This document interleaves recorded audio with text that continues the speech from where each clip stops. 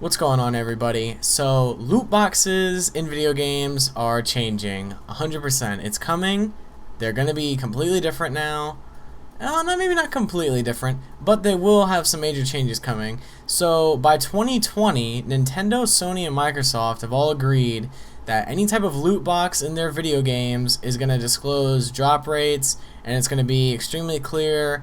Your chances of getting the actual objects in the loot boxes, they're going to make it very, very clear to you, because they're trying to curtail, the recent push to ban loot boxes. They don't want to lose that avenue of revenue, because people are getting kind of annoyed at the fact that kids are just gambling basically and can just drop $1,000 on some fucking loot boxes, and the game publishers just want to act like that's okay. Well, not anymore. At least it won't be so outright, blatantly like a lie.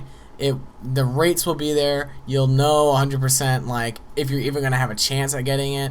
But yeah, by 2020, though, the major three companies have agreed that they're gonna disclose those rates, and a bunch of other companies like Namco, Bethesda, Bungie, EA, and a bunch of all those other companies, Take-Two, Ubisoft, they've all agreed to do the same thing under a ESA initiative.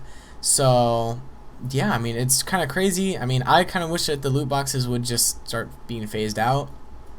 Well, at least not pay-to-win mechanics. I wish those would just be completely phased out. Everyone wishes that those would just die. Loot boxes, I mean, if you're into it, you're into it. I think that for some people, it's pretty unhealthy. And I've seen a lot of people just waste a shit ton of money on loot boxes. I mean, really, you've already paid $60 for a game, and now you're paying even more for cosmetics. Kind of dumb, but if that's what you're into, if you really love the game, go for it. But at least this is good. You'll know the exact drop rates. There will be no you can't fuss about it. I mean, you'll know it's all posted there, and if you actively go ahead and do it, that's on you. My only gripe with it is, how are they trying to stop kids from doing this? Because they can still easily, parent buys it for them. Oh, my dog is in the back stretching. A kid can basically just buy loot boxes no matter what, and they're gambling still. I don't think many kids will care about the, drop rates of an item being posted in the game. They're probably just going to buy it anyways if the credit card is on the account. So my issue is, how are they going to try and stop kids from, spending thousands of dollars on loot boxes, or, not understanding the value of money because they're young and just wasting this money? It seems like there really hasn't been a push to fix that yet.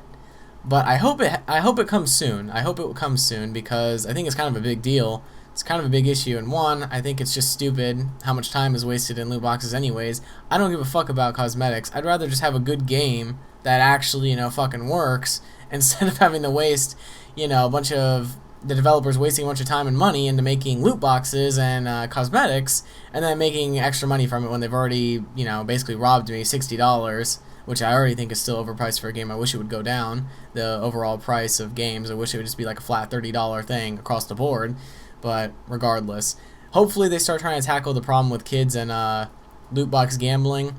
But I think for now, this is the most probably we're going to see, this 2020 initiative of putting the drop rates in games for the loot boxes. But we'll see. We'll see what happens. Things can always change. There might be a big push and it might change quickly.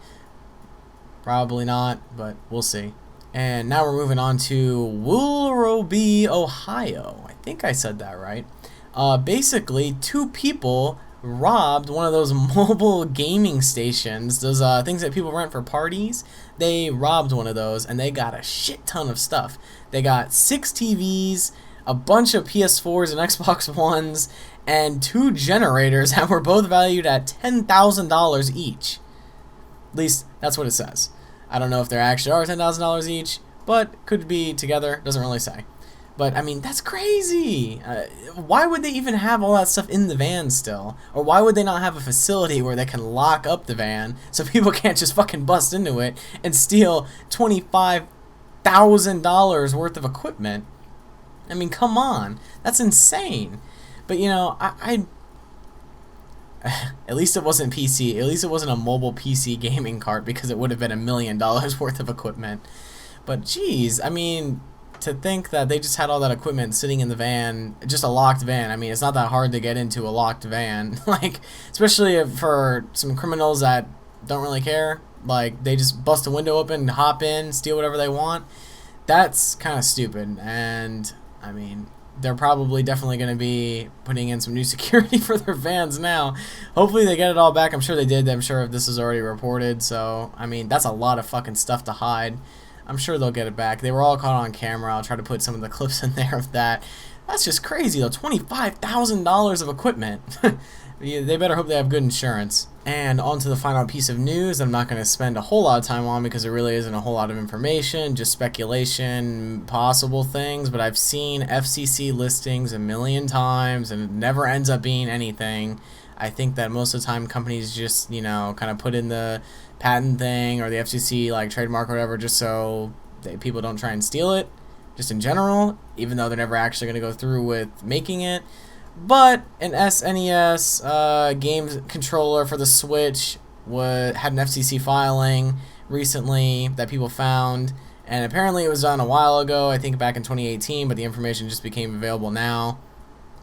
And yeah, I mean, with this, I mean, I wouldn't be surprised if they did make a controller of a SNES, you know, for the Switch, but I don't know. I mean, it's just speculation. There's nothing official. So it's kind of hard to really say. There have been the miniature consoles, possibly something related to that, you know, with the home, like, just plug and play things that they kind of been doing. Maybe something with that. But this is more directed towards the Switch, so I don't really know if they're just planning on putting the, you know, SNES games or whatever on the Switch or what they're really doing. But like I said, I'm not going to spend a whole lot of time about it. I don't like FCC listing speculation things because was really big into them when Fallout and Bethesda things were coming out, and none of it ended up being real. So a lot of companies just do it because they can, and it ends up being usually nothing. This could be something. I think it is a little bit more plausible than some of the like Bethesda stuff that happened a while ago, especially with Nintendo. I mean, I think that they're doing a lot of the retro stuff, but we'll see. You never know. I mean, I didn't have a Super Nintendo, so it would be fun to play with it. I mean, I've played some games on the computer with an emulator, but like I said, never really owned one, so this would probably be the closest you're ever going to get to having another one. So we'll see. I mean, it would be kind of cool. I would say probably this holiday season, maybe another thing on top of Pokemon. Then they'd be making a shit ton of money.